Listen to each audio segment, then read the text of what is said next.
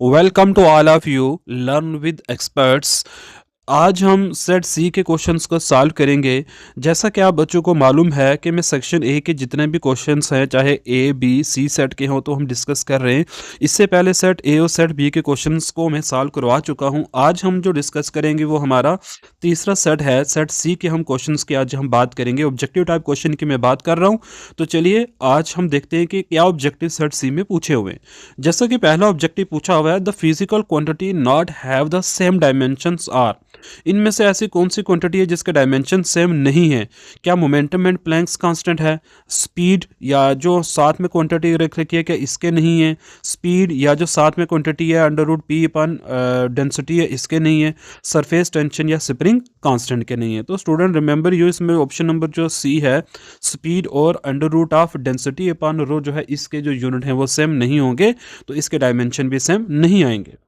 अगर हम second part की बात करें तो सेकंड पार्ट में the number of significant figure in this term, how much number of significant is this. तो जीरो तो हम काउंट करेंगे कि शुरू वाला जो लास्ट वाला जीरो तो वो काउंटेबल होगा, तो यहाँ पे जिसका राइट आंसर है वो है ऑप्शन नंबर सी 4, इसका ऑप्शन आ जाएगा। नेक्स्ट ऑब्जेक्टिव जो पूछा हुआ है, objective number third, which of among the following can be zero when a particle is in motion. इनमें से कौन सी ऐसी चीज है जो जीरो होगी जब पार्टिकल मोशन करेगा? स्पीड में मैग्नीट्यूड होगा, डिस्टेंस में मैग्नीट्यूड होता है, तो ये तो जीरो हो नहीं सकते क्योंकि पार्टिकल किस में है, मोशन में है। तो डिस्प्लेसमेंट जीरो हो जाएगी। अब डिस्प्लेसमेंट जीरो क्यों हो जाएगी? कि if final and the initial positions are same, और ये डायरेक्शन की वजह से ऐसा हो जाएगा क्योंकि डिस्प्लेसमेंट एक वेक्टर क्वांटिटी है। तो चलिए ऑब्जेक्टिव 4 को देख लेते हैं। ऑब्जेक्टिव 4 है the path traced by the projectile is in space is known as. जो प्रोजेक्टाइल मोशन के अंदर जो पाथ होता है, उस पाथ को हम क्या बोलते हैं? तो रिमेंबर इसको बोलते हैं ट्रैजेक्टरी। ट्रैजेक्टरी हम बोलते हैं जो प्रोजेक्टाइल मोशन का जो पाथ होता है, जिसमें प्रोजेक्टाइल जो है मोशन एग्जीक्यूट करता है, उस पाथ को बोला जाता है ट्रैजेक्टरी। तो इसमें भी ऑप्शन नंबर सी इसका सही आंसर होगा। फिफ्थ हमारे पास ऑब्जेक्टिव है, which one of the following is not an example of the third law motion. इनमें से कौन सी ऐसी एग्जांपल है जो थर्ड लॉ मोशन को नहीं बताती? क्या walking, cycling, skiing, walking on a board. देखिए इनमें से जो पहला ऑप्शन है, सॉरी, वॉकिंग जो है ये भी न्यूटन थर्ड लॉ की हेल्प से होता है। साइकिलिंग में जो न्यूटन थर्ड लॉ यूज नहीं होता है, यू रिमेंबर इन साइकिलिंग के न्यूटन थर्ड लॉ नहीं, स्कीकिंग और जो हमारे पास वॉकिंग है, इनमें भी न्यूटन थर्ड लॉ यूज होता है। एक्सप्लेनेशन वीडियो जो है वो इसके बाद में लाऊंगा। आज से हम ऑब्जेक्टिव्स की बात कर रहे हैं कि इनके क्या आंसर हैं। तो which are the following is a self adjusting force. इनमें से किसको हम सेल्फ एडजस्टिंग फोर्स बोलते हैं? तो ये रिमेंबर ये तीनों फ्रिक्शंस हैं, तो फ्रिक्शन जो भी होगी इसको सेल्फ एडजस्टिंग फोर्स ही कहा जाता है।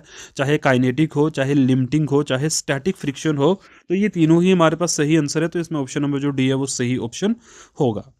अगर मैं नेक्स्ट पार्ट की बात करूँ तो नेक्स्ट पार्ट में बात करता है कि the body is in rotational motion posses rotational kinetic energy given by. तो इनमें से कौन सा ऐसा मतलब फार्मूला है हमारे पास जो हमें बताता है कि जो बॉडी है उसमें काइनेटिक एनर्जी का फार्मूला क्या होगा? तो बड़ा आसान सा है, इसमें ऑप्शन नंबर भी आ जाएगा, 1/2 iota square, sorry I square into omega. यहाँ पे आई जो है मोमेंट ऑफ इनर्शिया को रिप्रेजेंट करता है, ओमेगा एंगुलर वेलोसिटी को रिप्रेजेंट कर रही है। ठीक है, तो चलिए हम एट्थ पार्ट की बात करते हैं। Which law describe the orbit of planet around the सन।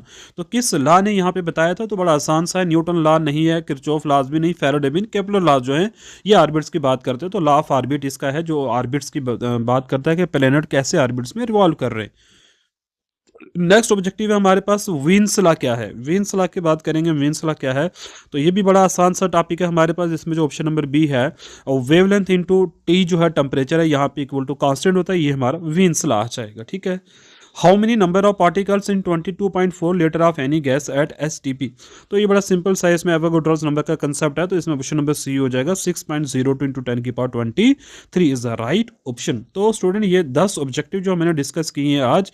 अब देखो हम ए बी सी तीनों सेट के ऑब्जेक्टिव मैंने बात कर ली। अब मैं इनके ऊपर लाऊंगा एक्सप्लेनेशन वीडियोस, और जो न्यूमेरिकल पूछे हुए एग्जाम के अंदर हम उनकी बात करेंगे।